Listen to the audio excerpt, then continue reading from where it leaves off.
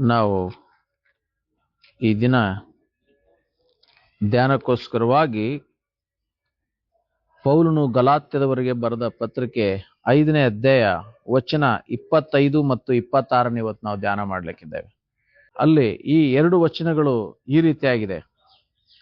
ನಾವು ಆತ್ಮನಿಂದ ಜೀವಿಸುತ್ತಿರಲಾಗಿ ಆತ್ಮನನ್ನು ಅನುಸರಿಸಿ ನಡೆಯೋಣ. ಅಹಂಕಾರಿಗಳು, ಒಬ್ಬರನ್ನೊಬ್ಬರು ಕೆಣಕುವವರು, ಒಬ್ಬರ ಮೇಲೊಬ್ಬರು ಮತ್ಸರವುಳ್ಳವರು ಆಗದೆ ಇರೋಣ. ದೇವರಿಗೆ ಮಹಿಮೆ ಉಂಟಾಗಲಿ. ಇಲ್ಲಿ ದೇವ್ರ ವಾಕ್ಯದಲ್ಲಿ ನಾವೇನ್ ನೋಡ್ತಾ ಇದ್ದೇವಪ್ಪ ಅಂತಂದ್ರೆ, ಈ ದಿನದ ಸಂದೇಶದ ಶೀರ್ಷಿಕೆ ಹೀಗಿದೆ: ನಾವು ಆತ್ಮನಿಂದ ಜೀವಿಸುತ್ತಿರಲಾಗಿ. ನಾವು ಆತ್ಮನಿಂದ ಜೀವಿಸುತ್ತಿರಲಾಗಿ ಏನ್ ಮಾಡ್ಬೇಕೆಂಬುದ್ರ ಕುರಿತಾಗಿ ಇಲ್ಲಿ ವಿಚಾರಗಳನ್ನ ತಿಳಿಸ್ತಾ ಇದೆ. ಅದನ್ನ ಒಂದೊಂದಾಗಿ ನಾವೇನ್ ಮಾಡ್ಲಿಕ್ಕಿದ್ದೇವಪ್ಪ ಅಂತಂದ್ರೆ ಇವತ್ತು ಧ್ಯಾನಿಸ್ಲಿಕ್ಕಿದ್ದೇವೆ. ಸುಮಾರು 4 ವಿಚಾರಗಳು ಇಲ್ಲಿ ನಾವು ನೋಡ್ತೇವೆ. ನಾವು ಆತ್ಮನಿಂದ ಜೀವಿಸುತ್ತಿರಲಾಗಿ ಏನ್ ಮಾಡ್ಬೇಕಂತೆ? ಆತ್ಮನನ್ನು ಅನುಸರಿಸಿ ನಡೆಯೋಣ. ಅಂದ್ರೆ ನಾವು ಆತ್ಮನಿಂದ ಜೀವಿಸುತ್ತಿರಲಾಗಿ ಅಂದ್ರೆ ಆತನನ್ನ ಅನುಸರಿಸಿರ್ತಕ್ಕಂಥ ನಾವು, ಆತನ ನಂಬಿರ್ತಕ್ಕಂಥ ನಾವುಗಳು, ಆತನನ್ನ ಸ್ವೀಕರಿಸಿರ್ತಕ್ಕಂಥ ನಾವುಗಳು ಏನ್ ಮಾಡ್ಬೇಕಾಗಿದೆ ಅಂತಂದ್ರೆ, ವಚನ ಹೇಳ್ತಾ ಇದೆ, ನಾವು ಅಂದ್ರೆ ಯಾರಿಲ್ಲಿ? ಸಭಿಕರು. ನಾವು ಅಂದ್ರೆ ಸಭಿಕರು, ದೇವಜನರು. ಸಭಿಕರು, ದೇವಜನರು ಆಗಿರ್ತಕ್ಕಂಥ ನಾವು ಆತ್ಮನಿಂದ ಜೀವಿಸುತ್ತಾ ಇದ್ದೇವೆ. ಅಂದ್ರೆ ನಾವಿವತ್ತು ಕ್ರಿಸ್ತ ಯೇಸುವಿನಲ್ಲಿದ್ದೇವೆ, ನಾವೊಂದು ಆತ್ಮಿಕ ಜೀವಿತದಲ್ಲಿದ್ದೇವೆ, ಈ ಒಂದು ಬೆಳಕಿನಲ್ಲಿ ಮಾರ್ಗದಲ್ಲಿ ಇದ್ದೇವೆ ಅಂತಂದ್ರೆ ಕರ್ತನ ಆತ್ಮನೇ ಅದಕ್ಕೆ ಕಾರಣ.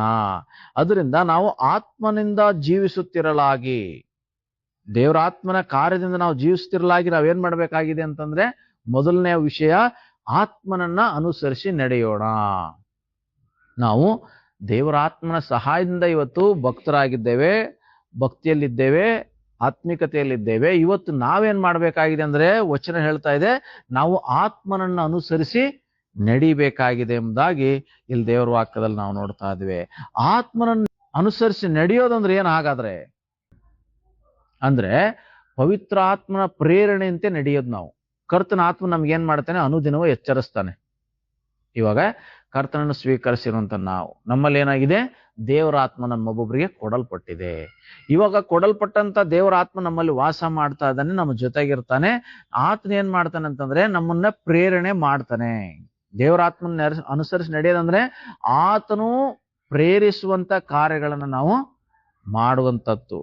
ಆತ್ಮನ ಅನುಸರಿಸೋದಂದ್ರೆ ಪವಿತ್ರ ಆತ್ಮನು ನಮಗೆ ಮಾರ್ಗದರ್ಶಕನಾಗಿ ನಮಗೆ ಮಾರ್ಗದರ್ಶನ ಮಾಡುವಾಗ ಏನ್ ಮಾಡ್ಬೇಕಂತಂದ್ರೆ, ಆತನು ಮಾರ್ಗದರ್ಶನ ಮಾಡುವ ರೀತಿಯಲ್ಲಿ ಏನ್ ಮಾಡ್ಬೇಕಾಗಿದೆ ಅಂತಂದ್ರೆ ನಾವು ಜೀವಿಸ್ಬೇಕು ಎಂಬುದಾಗಿ ಇದರ ಅರ್ಥ. ಅದರಿಂದ ನಾವು ಪವಿತ್ರ ಆತ್ಮನನ್ನು ಅನುಸರಿಸಿ ನಡಿಬೇಕು, ಆತನು ಕೊಡುವಂತ ಆಲೋಚನೆಯಂತೆ ನಡಿಬೇಕು. ಪರಿಶುದ್ಧಾತ್ಮನ ಏನ್ ಮಾಡ್ತಾನೆ ಅಂದ್ರೆ, ಅನೇಕ ಸಾರಿ ನಮಗೆ ಎಚ್ಚರಿಸ್ತಾನೆ. ಅವಾಗ ಏನ್ ಮಾಡ್ಬೇಕು? ಎಚ್ಚೆತ್ಕೋಬೇಕು. ಆತ್ಮನನ್ನು ಅನುಸರಿಸೋದಂದ್ರೇನು? ಪವಿತ್ರ ಆತ್ಮ ನಮ್ಮಲ್ಲಿರ್ತಕ್ಕಂಥ ಆತ್ಮನ ಎಚ್ಚರಿಸ್ತಾನೆ. ಇದು ತಪ್ಪು ಮಂಜುನಾಥ್, ಈ ತರ ಮಾಡಬೇಡ, ಈ ತರ ಹೋಗ್ಬೇಡ, ಇಲ್ಲಿ ಹೋಗ್ಬೇಡ, ಅಲ್ಲಿ ಹೋಗ್ಬೇಡ, ಅದನ್ನ ಮಾಡ್ಬೇಡ, ಇದನ್ನ ಮಾಡ್ಬೇಡ, ಅದನ್ನ ಕುಡಿಬೇಡ, ಇದನ್ನ ಕುಡಿಬೇಡ, ಆ ತರ ಮಾಡ್ಬೇಡ ಅಂತ ಹೇಳಿ ಏನ್ ಮಾಡುತ್ತಾನೆ? ಕರ್ತನಾತ್ಮ ನಮ್ಗೆ ಎಚ್ಚರಿಸ್ತಾನೆ. ಎಚ್ಚರಿಸುವಾಗ ನಾವೇನ್ ಮಾಡ್ಬೇಕಾಗಿದೆ ಅಂದ್ರೆ ಎಚ್ಚೆತ್ಕೋಬೇಕು. ಅನುಸರಿಸೋದಂದ್ರೆ ಅದೇನೆ. ಆತನ ಎಚ್ಚರಿಸುವಾಗ ಏನ್ ಮಾಡ್ಬೇಕು? ಎಚ್ಚೆತ್ಕೊಂಡ್ಬಿಟ್ಟು ಏನ್ ಮಾಡ್ಬೇಕು? ಆತನ ಹೇಳ್ದಂತೆ ಆತನನ್ನ ಪರಿಶುದ್ಧಾತ್ಮನ ನಾವೇನ್ ಮಾಡ್ಬೇಕಾಗಿದೆ ಅಂತಂದ್ರೆ ಅನುಸರಿಸ್ಬೇಕಾಗಿದೆ. ಪವಿತ್ರ ಆತ್ಮನ ಏನ್ ಮಾಡ್ತಾನೆ ಅಂತಂದ್ರೆ ನಮ್ಮ ಜೊತೆ ಯಾವಾಗಲೂ ಇದ್ದೇನ್ ಮಾಡ್ತಾನೆ? ನಮ್ಗೆ ಸಹಾಯಕನಾಗಿರ್ತಾನೆ. ಪವಿತ್ರಾತ್ಮನು ಯಾವಾಗಲೂ ನಮ್ಮ ಜೊತೆಗಿದ್ದು ನಮ್ಮ ಸಹಾಯಕನಾಗಿರ್ತಾನೆ. ಅದರಿಂದ ನಾವೇನ್ ಮಾಡ್ಬೇಕಾಗಿದೆ ಅಂತಂದ್ರೆ, ನಮ್ಮ ಸಹಾಯಕನು ಆ ಪರಿಶುದ್ಧಾತ್ಮನು ಇರೋದ್ರಿಂದ ನಮ್ಮನ್ನು ಎಚ್ಚರಿಸುವವನು, ಆಲೋಚನೆ ಹೇಳುವ ಆತನು ಆತನ ಆಗಿರೋದ್ರಿಂದ, ಪ್ರೇರಣೆ ಮಾಡುವ ಆತನು ಆತನ ಆಗಿರೋದ್ರಿಂದ ನಾವೇನ್ ಮಾಡ್ಬೇಕು? ಆತನನ್ನ ಅನುಸರಿಸಿ ನಡಿಬೇಕು. ಯಾರನ್ನ? ಪವಿತ್ರಾತ್ಮನನ್ನು ಅನುಸರಿಸಿ ನಡಿಬೇಕು. ಹಾಗಾದ್ರೆ ಪವಿತ್ರ ಆತ್ಮನನ್ನು ಅನುಸರಿಸಿ ನಡೆಯುವಾಗ ಏನೆಲ್ಲ ನಮ್ಮ ಜೀವನದಲ್ಲಿ ಆಗ್ತದೆ ಅದ್ರ ಕುರಿತಾಗಿ ದೇವ್ರ ವಾಕ್ಯದಲ್ಲಿ ನಾವು ನೋಡ್ತಾ ಇದ್ದೇವೆ. ಅದೇ ಗಲಾತ್ಯ ಪತ್ರಿಕೆಯ 5ನೇ ಅಧ್ಯಾಯ 19ರಿಂದ 21 ವಚನದಲ್ಲಿ ನಾವು ನೋಡ್ತೇವೆ. ಪರಿಶುದ್ಧಾತ್ಮನ ನಾವು ಯಾವಾಗ ಅನುಸರಿಸಿ ನಡಿತೇವೋ ಆಗ ಏನಾಗ್ತದೆ ಎಂಬುದಾಗಿ ನಾವು ನೋಡುವಾಗ ನಾವೇನ್ ಮಾಡಲ್ಲ ಅಂತಂದ್ರೆ, ಶರೀರ ಹೇಳಿದ ಹಾಗೆ ನಾವು ಕೇಳಲ್ಲ. ಅಂದ್ರೆ ಮೊದಲನೇದಾಗಿ ಹೇಳ್ತೇವೆ, ಪರಿಶುದ್ಧಾತ್ಮನ ಅನುಸರಿಸಿ ನಡೆಯುವಾಗ ನಾವು ಜಾರತ್ವನೇ ಮಾಡಲ್ಲ. ಯಾಕಂದ್ರೆ ಪರಿಶುದ್ಧಾತ್ಮನು ಜಾರತ್ವಕ್ಕೆ ವಿರೋಧವಾಗಿದ್ದಾನೆ. ಆಲೋಚನೆ ಬರುವಾಗ ಪರಿಶುದ್ಧಾತ್ಮನ ಏನ್ ಮಾಡ್ತಾನೆ? ನಮಗೆ ಎಚ್ಚರಿಸ್ತಕ್ಕಂಥವನಾಗಿದ್ದಾನೆ. ಅಂದ್ರೆ ಪರಿಶುದ್ಧಾತ್ಮನ ಅನುಸರಿಸಿ ನಡೀತಕ್ಕಂಥದ್ದು ಅಂತಂದ್ರೆ ಹೀಗೆ, ಈ ಕಾರ್ಯಗಳನ್ನ ಮಾಡದೇ ಇರ್ತಕ್ಕಂಥದ್ದು. ಈ ಕಾರ್ಯಗಳು ಆಲೋಚನೆಗಳು ಬರುವಾಗ ಆತನ ಎಚ್ಚರಿಸ್ತಾನೆ, ಅವುಗಳನ್ನ ಎಚ್ಚೆತ್ಕೊಂಡು ನಾವು ಜೀವಿಸ್ತಕ್ಕಂಥದ್ದು. ಎರಡನೇದಾಗಿ ನೋಡ್ತೇವೆ ಅಲ್ಲಿ ಬಂಡತನದಲ್ಲಿ ಇಲ್ಲದೆ ಇರ್ತಕ್ಕಂಥದ್ದು. ಪರಿಶುದ್ಧಾತ್ಮನ ಅನುಸರಿಸಿ ನಡೆಯೋದಂದ್ರೆ ಜಾರತ್ವ ಮಾಡದೇ ಇರೋದು, ಬಂಡತನ ಮಾಡದೇ ಇರೋದು, ನಾಚಿಗೇಡಿತನದಲ್ಲಿ ಜೀವಿಸ್ತಾ ಇರೋದು, ವಿಗ್ರಹಾರಾಧನೆ ಮಾಡದೇ ಇರೋದು, ಮಾಟ ಮಂತ್ರ ಮಾಡದೇ ಇರೋದು, ಹಗೆತನ ಮಾಡದೇ ಇರೋದು, ಜಗಳ ಮಾಡದೇ ಇರೋದು, ಹೊಟ್ಟೆ ಕಿಚ್ಚು ಪಡದೇ ಇರೋದು, ಸಿಟ್ಟುಗೊಳ್ಳದೇ ಇರೋದು, ಕಕ್ಷಭೇದ ಮಾಡದೇ ಇರೋದು, ಭಿನ್ನಮತ ಮಾಡದೇ ಇರೋದು, ಮತ್ಸರ ಮಾಡದೇ ಇರೋದು, ಕುಡುಕರಾಗಿ ಜೀವಿಸದೇ ಇರೋದು, ದುಂದೌತಣ ಮಾಡದೇ ಇರೋದು. ಪವಿತ್ರಾತ್ಮನ ಅನುಸರಿಸೋದಂದ್ರೆ ಇದು. ಪವಿತ್ರಾತ್ಮ ನೀವು ಏನಾಗಿದ್ದಾನೆ ಅಂದ್ರೆ ಇವೆಲ್ಲವುಗಳಿಗೆ ವಿರುದ್ಧವಾಗಿದ್ದಾನೆ. ಇವುಗಳ ಆಲೋಚನೆಗಳು ಬರುವಾಗ ಏನ್ ಮಾಡ್ತಾನೆ? ಪರಿಶುದ್ಧಾತ್ಮ ನಮ್ಮನ್ನು ಎಚ್ಚರಿಸ್ತಾನೆ.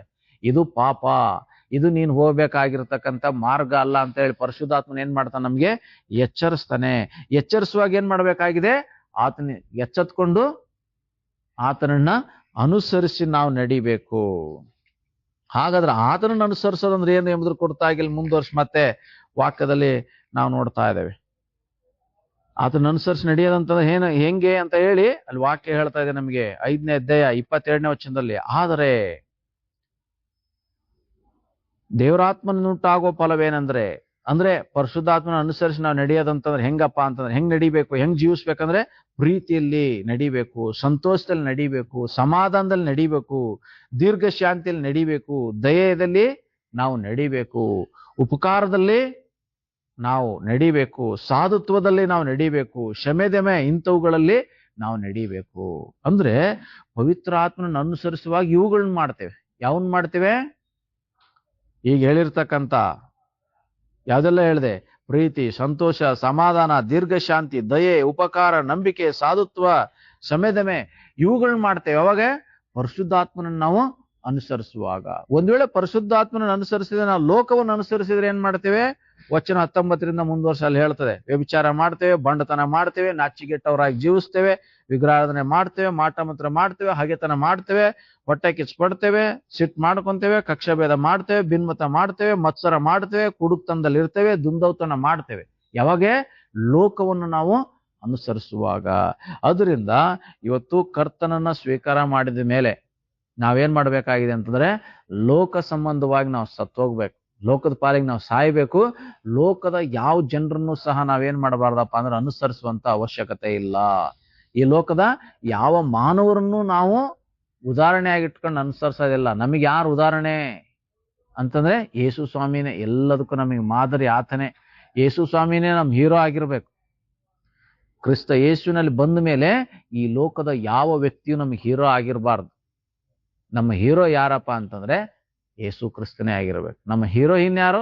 ಯೇಸು ಕ್ರಿಸ್ತನೇ. ಆತನೇ ಎಲ್ಲ ನಮಗೆ, ಆತನೇ ನಮಗೆ ಪರ್ಫೆಕ್ಟ್ ಆಗಿರುವ ಆತನು. ಅದರಿಂದ ಎಲ್ಲ ನಡೆ, ನುಡಿ, ಕ್ರಿಯೆ ಪ್ರತಿಯೊಂದರಲ್ಲಿ ಏನ್ ಮಾಡ್ಬೇಕಾಗಿದೆ ಅಂತಂದ್ರೆ ಯೇಸು ಸ್ವಾಮಿನೇ ನೋಡಿ ಆತನ್ನೇ ಅನುಸರಿಸ್ಬೇಕು, ಆತನ್ನೇ ಹಿಂಬಾಲಿಸ್ಬೇಕು. ನಾವು ಲೋಕದ ಯಾವ ಫಿಲ್ಮ್ ಸ್ಟಾರ್ಗಳನ್ನು ಅಲ್ಲ, ಲೋಕದ ಯಾವ ಪಾಸ್ಟರ್ಗಳನ್ನೂ ಅಲ್ಲ, ಯಾವ ಬಿಷಪ್ಗಳನ್ನೂ ಅಲ್ಲ, ಯಾವ ವಿಶ್ವಾಸಿಗಳನ್ನೂ ಅಲ್ಲ. ಯಾರನ್ನ ಅನುಸರಿಸ್ಬೇಕು? ನಾವು ಯೇಸು ಕ್ರಿಸ್ತನನ್ನೇ ನಾವು ಅನುಸರಿಸ್ಬೇಕು. ಪರಿಶುದ್ಧಾತ್ಮನ ಏನ್ ಮಾಡ್ತಾನೆ? ನಮ್ಗೆ ಸಹಾಯ ಮಾಡ್ತಾನೆ. ಹಾಗೆ ನಾವು ಯೇಸು ಕ್ರಿಸ್ತನನ್ನು ಅನುಸರಿಸುವಾರ ಆಗಿ ಜೀವಿಸ್ಬೇಕು. ಯಾಕೆ ಇಲ್ಲಿ ಪೌಲನ ಆ ರೀತಿಯಾಗಿ ಹೇಳ್ತಾ ಇದ್ದಾನೆ ನೋಡುವಾಗ, ಕ್ರಿಸ್ತನಲ್ಲಿ ಬಂದ ಮೇಲೂ ಸಹ ಅನೇಕ ಜನರು ಏನ್ ಮಾಡ್ತಾರೆ? ಲೋಕದವ್ರು ನೋಡ್ತಾರೆ, ಅವ್ರು ಹಾಗೆ ಇದ್ದಾರೆ, ಇವ್ರು ಹೀಗಿದ್ದಾರೆ ಅಂತ ಹೇಳಿ. ಅವ್ರು ಹಾಗೆ ಇದ್ದಾರೆ, ಇವ್ರು ಹೀಗಿದ್ದಾರೆ ಅಂತ ಹೇಳಿ ಇವರು ಸಹ ಏನ್ ಮಾಡ್ತಾರೆ? ಪಾಪದ ದಾರಿಯಲ್ಲಿ ನಡೆಯೋದನ್ನ ನಾವು ನೋಡ್ತೇವೆ. ಈಗಿನ ದಿನಗಳಲ್ಲಿ, ಆಗಿನ ದಿನಗಳಲ್ಲಿ, ಎಲ್ಲಾ ದಿನಗಳಲ್ಲಿ ಇಂಥ ಜನರಿದ್ರು. ಇನ್ನೊಬ್ರು ಕೆಟ್ಟು ಹೋಗ್ತಾರೆ ಅಂತಂದ್ರೆ ಅವ್ರು ನೋಡಿ ಇವರು ಕೆಟ್ಟು ಹೋಗ್ತಕ್ಕಂಥದ್ದು. ಸ್ವಲ್ಪ ಮೊಸರು ಕಾದಿರೋ ಒಂದ್ ಸ್ವಲ್ಪ ಹಾಲಿಗೆ ಹಾಕಿಬಿಟ್ರೆ ಏನಾಗ್ತದೆ? ಎಲ್ಲ ಮೊಸರಾಗ್ಬಿಡುತ್ತಲ್ವಾ? ಹಾಲನ್ನೇ ರೂಪನೇ ಕೆಡಿಸ್ಬಿಡುತ್ತೆ. ಒಂದ್ ಸ್ವಲ್ಪ ಹುಳಿ ಇಡೀ ಮೊಸರನ್ನೆಲ್ಲ ಕೆಡಿಸ್ಬಿಡುತ್ತೆ, ಹಾಲನ್ನೆಲ್ಲ ಕೆಡಿಸಿ ಮೊಸರು ಮಾಡ್ಬಿಡುತ್ತೆ ಅಲ್ವಾ? ಹಂಗೆ ಲೋಕದಲ್ಲಿರ್ತಕ್ಕಂಥ ಜನರು, ಪಾಪದಲ್ಲಿರ್ತಕ್ಕಂಥ ಜನರು, ಅವ್ರನ್ನ ನೋಡಿ ಅವ್ರನ್ನ ಹಿಂಬಾಲಿಸಿದ್ರೆ ನಾವೇನ್ ಮಾಡ್ತೇವಪ್ಪ ಅಂದ್ರೆ ನಮ್ಮ ಜೀವನನೂ ಸಹ ಹಾಳಾಗ್ಬಿಡುತ್ತೆ. ಅನೇಕ ಸಾರಿ ಪಾಸ್ಟರ್ಗಳು ಪರ್ಫೆಕ್ಟು, ವಿಶ್ವಾಸಿಗಳು ಪರ್ಫೆಕ್ಟ್ ಅಂತೇಳಿ ಅವ್ರನ್ನೂ ಸಹ ನಾವು ಹಿಂಬಾಲಿಸಬಾರ್ದು. ಯಾರು ಪರ್ಫೆಕ್ಟ್ ಇಲ್ಲ, ಎಲ್ಲರೂ ಬಲಹೀನರಿದ್ದಾರೆ. ಆದ್ರೆ ನಾವು ಇವ್ರು ನೋಡಿ ಅವರು ಮಾಡ್ತಾರಲ್ಲ ಇವರು ಮಾಡ್ತಾರಲ್ಲ ಅಂತ ಹೇಳಿ ನಾವೇನ್ ಮಾಡಬಾರ್ದು ಅಂತಂದ್ರೆ, ನಾವು ಅವ್ರು ಮಾಡುವಂತ ತಪ್ಪಾದ ಕಾರ್ಯಗಳನ್ನ ನಾವು ಮಾಡಬಾರದು. ಅದರಿಂದ ನಾವೆಲ್ಲಾ ವಿಷಯಗಳಲ್ಲಿ ಏನ್ ಮಾಡ್ಬೇಕಾಗಿದೆ ಅಂತಂದ್ರೆ, ಯೇಸು ಕ್ರಿಸ್ತನನ್ನೇ ನಾವು ಅನುಸರಿಸಬೇಕು ಎಂಬುದಾಗಿ ಇಲ್ಲಿ ದೇವ್ರ ವಾಕ್ಯದಲ್ಲಿ ನಮಗೆ ತಿಳಿಸ್ತಕ್ಕಂಥದ್ದಾಗಿದೆ. ಅದರಿಂದ ನಾವೇನ್ ಮಾಡ್ಬೇಕಾಗಿದೆ ಅಂತಂದ್ರೆ, ನಾವು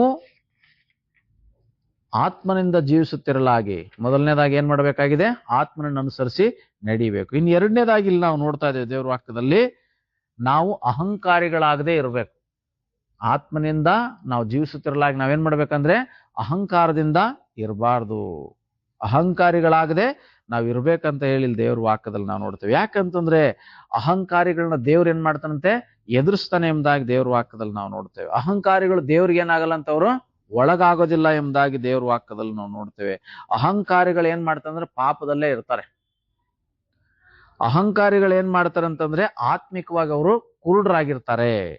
ಅಹಂಕಾರಿಗಳು ಏನ್ ಮಾಡ್ತಾರಂತಂದ್ರೆ ತಮ್ಮ ಸ್ಥಿತಿಯನ್ನ ಅವರು ತಿಳ್ಕೊಳ್ಳುವಲ್ಲಿ ಏನಾಗ್ತಾರಂದ್ರೆ ವಿಫಲರಾಗ್ತಾರೆ. ತಮ್ಮ ಜೀವನ ಏನೈತೆ ಹೇಳಿ ಅವ್ರಿಗೆ ಕಾಣಲ್ಲ, ತಮ್ಮ ತಟ್ಟೆಯಲ್ಲಿರೋದು ಅವ್ರಿಗೆ ಕಾಣಲ್ಲ, ಬೇರೆಯವ್ರ ತಟ್ಟೆಯಲ್ಲಿರೋದು ಅಷ್ಟೇನೆ ಕಾಣೋದು. ಬೇರೆಯವ್ರ ತಪ್ಪುಗಳು ಮಾತ್ರ ಅವ್ರಿಗೆ ಕಾಣಿಸುತ್ತೆ, ತಮ್ಮ ತಪ್ಪುಗಳು ಕಾಣಲ್ಲ ಅಹಂಕಾರಿಗಳಿಗೆ. ಅಹಂಕಾರಿಗಳು ಏನ್ ಮಾಡ್ತಾರೆ ಅಂತಂದ್ರೆ ದೇವರಿಗೆ ಹಾಗೂ ಮಾನವರಿಗೆ ವಿರುದ್ಧವಾಗಿರ್ತಾರೆ, ಮತ್ತೆ ದೂರವಾಗಿರ್ತಾರೆ. ಅಹಂಕಾರಿಗಳನ್ನ ಯಾರು ಸಹ ಏನ್ ಮಾಡಲ್ಲ ಅಂತಂದ್ರೆ ಇಷ್ಟಪಡಲ್ಲ. ಅಹಂಕಾರಿಗಳು ಏನ್ ಮಾಡ್ತಾರೆ ಅಂತಂದ್ರೆ ತಮ್ಮನ್ ತಾವೇ ಮಹಿಮೆ ಮಾಡ್ಕೊಂತಾರೆ, ತಾವೇ ಶ್ರೇಷ್ಠ ಅಂತ ಹೇಳಿ. ಅಹಂಕಾರಿಗಳಂದ್ರೆ ಹೆಚ್ಚಳ ಪಡೋರು, ಗರ್ವ ಪಡೋರು, ಇವರೆಲ್ಲ ಏನ್ ಮಾಡ್ತಾರಂದ್ರೆ ತಮ್ಮನ್ ತಾವೇ ಹೆಚ್ಚಳ ಪಟ್ಕೊಂಡು ಇರ್ತಾರೆ ಎಂಬುದಾಗಿ ದೇವ್ರ ವಾಕ್ಯದಲ್ಲಿ ನೋಡ್ತಾ ಇದೆ. ಅದರಿಂದ ನಾವು ಆತ್ಮನಿಂದ ನಡೆಸಲ್ಪಡುತ್ತಿರಲಾಗಿ, ನಾವು ಆತ್ಮಿಕ ವ್ಯಕ್ತಿಗಳಾಗಿರಲಾಗಿ ನಾವೇನ್ ಮಾಡ್ಬೇಕಾಗಿದೆ ಅಂತಂದ್ರೆ ಅಹಂಕಾರಿಗಳಾಗದೆ ಇರಬೇಕು. ಯಾಕಂತಂದ್ರೆ ಅದಕ್ಕೆ ಉಜ್ಜೀಯನ್ ಎಂಬತಕ್ಕಂತ ಒಬ್ಬ ಅರಸನ ಕುರಿತಾಗಿ ಹಳ ಒಡಂಬಡಿಕೆಯಲ್ಲಿ ನಾವು ನೋಡ್ತಾ ಇದ್ದೇವೆ. 2 ಪೂರ್ವಕಾಲ ವೃತ್ತಾಂತ 26ನೇ ಅಧ್ಯಾಯ ವಚನ 16ರಿಂದ 19ರಲ್ಲಿ ಏನ್ ಮಾಡ್ತೇವಪ್ಪ ಅಂದ್ರಲ್ಲಿ ಉಜ್ಜೀಯನ್ ಎಂಬತಕ್ಕಂತ ಒಬ್ಬ ಅರಸನ ಕುರಿತಾಗಿ ನಾವು ನೋಡ್ತಾ ಇದ್ದೇವೆ. ಈ ಅರಸನ ಏನ್ ಮಾಡ್ತಾನೆ ಎಂಬುದರ ಕುರಿತಾಗಿ ಒಂದು ವಚನವನ್ನು ನಾವು ಓದ್ಕೊಳ್ಳೋಣ. ಆದರೆ ಅವನು ಬಲಿಷ್ಠನಾದ ಮೇಲೆ ಗರ್ವಿಷ್ಠನಾಗಿ ಭ್ರಷ್ಟನಾದನು. ತನ್ನ ದೇವರಾದ ಯೆಹೋವನಿಗೆ ದ್ರೋಹಿಯಾಗಿ ಧೂಪ ವೇದಿಯ ಮೇಲೆ ತಾನೇ ಧೂಪ ಹಾಕಬೇಕೆಂದು ಯೆಹೋವನ ಆಲಯದೊಳಗೆ ಹೋದನು. ಆಗ ಮಹಾಯಾಜಕನಾದ ಅಜರ್ಯನು ಧೈರ್ಯಶಾಲಿಗಳಾದ 80 ಮಂದಿ ಇತರ ಯಾಜಕರು ಅರಸನಾದ ಉಜ್ಜೀಯನ ಹಿಂದೆಯೇ ಹೋಗಿ ಅವನೆದುರಿಗೆ ನಿಂತು ಅವನಿಗೆ, ಉಜ್ಜೀಯನೇ, ಯೆಹೋವನಿಗೋಸ್ಕರ ಧೂಪ ಹಾಕುವುದು ನಿನ್ನ ಕೆಲಸವಲ್ಲ, ಅದಕ್ಕೋಸ್ಕರ ಆರೋನನ ಸಂತಾನದವರಾದ ಯಾಜಕರು ಪ್ರತಿಷ್ಠಿತರಾಗಿದ್ದಾರೆ. ಪವಿತ್ರಾಲಯವನ್ನು ಬಿಟ್ಟು ಹೋಗು, ನೀನು ದ್ರೋಹಿ, ಇದಕ್ಕಾಗಿ ದೇವರಾದ ಯೆಹೋವನಿಂದ ನಿನಗೆ ಮಾನ ಉಂಟಾಗಲಾರದು ಅನ್ನಲು ಧೂಪ ಹಾಕಬೇಕೆಂದು ಕೈಯಲ್ಲಿ ಧೂಪಾರತಿಯನ್ನ ಹಿಡಿದಿದ್ದ ಉಜ್ಜೀಯನು ಕೋಪವುಳ್ಳವನಾದನು. ಅವನು ಯೆಹೋವನ ಆಲಯದ ವೇದಿಯ ಬಳಿಯಲ್ಲಿ ನಿಂತು ಯಾಜಕರೊಡನೆ ಸಿಟ್ಟಿನಿಂದ ಮಾತಾಡುತ್ತಿರುವಾಗ ಯಾಜಕರ ಸಮಕ್ಷಮದಲ್ಲೇ ಅವನ ಹಣೆಯಲ್ಲಿ ಕುಷ್ಠ ಹುಟ್ಟಿತು. ಮಹಾಯಾಜಕನಾದ ಅಜರ್ಯನು ಎಲ್ಲಾ ಯಾಜಕರು ಅವನನ್ನ ದೃಷ್ಟಿಸಿದಾಗ ಅವನ ಹಣೆಯಲ್ಲಿ ಕುಷ್ಠ ಕಂಡು ಬಂದ ಕಾರಣ ಅವನನ್ನ ಶೀಘ್ರವಾಗಿ ಅಲ್ಲಿಂದ ಹೊರಡಿಸಿದರು ಎಂಬುದರ ಕುರಿತಾಗಿ ನಾವು ಮುಂದೆ ನೋಡ್ತೇವೆ. ಹೀಗೆ ಆತನ ಬಗ್ಗೆ ಮುಂದಿನ ವಚನಗಳೆಲ್ಲ ನಾವು ನೋಡ್ತಾ ಇದ್ದೇವೆ. ಅಂದ್ರೆ ಅರಸನಾಗಿರ್ತಕ್ಕಂಥ ಉಜ್ಜೀಯನ್ ಏನ್ ಮಾಡಿದ್ನಂತಂದ್ರೆ ದೇವರು ಅವನ ಸಂಗಡ ಇದ್ದನು. ಅವನು ಮಾಡುವಂತ ಎಲ್ಲಾ ವಿಷಯಗಳಲ್ಲಿ ಏನ್ ಮಾಡಿದ್ರು, ಆತನಿಗೆ ಜೊತೆಗಿದ್ದು ಸಹಾಯ ಮಾಡಿದ್ರು. ಆತನು ಮಾಡುವಂತ ಎಲ್ಲಾ ಯುದ್ಧಗಳಲ್ಲಿ ಆತನಿಗೆ ಜಯವನ್ನು ಅನುಗ್ರಹಿಸಿದ್ರು. ಹೀಗೆ ಉಜ್ಜೀಯನ್ ಏನ್ ಮಾಡ್ತಾ ಇದ್ದಾನೆ ಎಂಬುದನ್ನು ನೋಡುವಾಗ ದೇವರ ಸಹಾಯವನ್ನ ಪಡೆದುಕೊಂಡು ಬಲಿಷ್ಠನಾದಂತ ಉಜ್ಜೀಯನ್ ಏನ್ ಮಾಡ್ತಾನಂತಂದ್ರೆ ಎಲ್ಲವನ್ನು ಹೊಂದ್ಕೊಂಡ ಮೇಲೆ ಏನ್ ಮಾಡ್ತಾನೆ, ಅವನಲ್ಲಿ ಗರ್ವ ಬರ್ತಾ ಇದೆ. ಏನಕ್ಕಾಗಿ ಗರ್ವ ಬರ್ತಾ ಇದೆ ಅಂತಂದ್ರೆ ಆಗಿನ ಸಮಯದಲ್ಲಿ ಯಾಜಕರು ಮಾತ್ರನೇ ಆ ದೇವಾಲಯದೊಳಗೆ ಹೋಗ್ಬೇಕಾಗಿತ್ತು. ಅವ್ರು ಮಾತ್ರನೇ ಆ ಸೇವೆಗೋಸ್ಕರ ಪ್ರತಿಷ್ಠೆ ಮಾಡಲ್ಪಟ್ಟಂತವ್ರಾಗಿದ್ರು. ಎಲ್ಲರೂ ಹೋಗಿ ಅಲ್ಲಿ ಧೂಪ ಹಚ್ಚಂಗಿರ್ಲಿಲ್ಲ, ಅವ್ರು ಮಾತ್ರನೇ ಹೋಗ್ಬೇಕಾಗಿತ್ತು.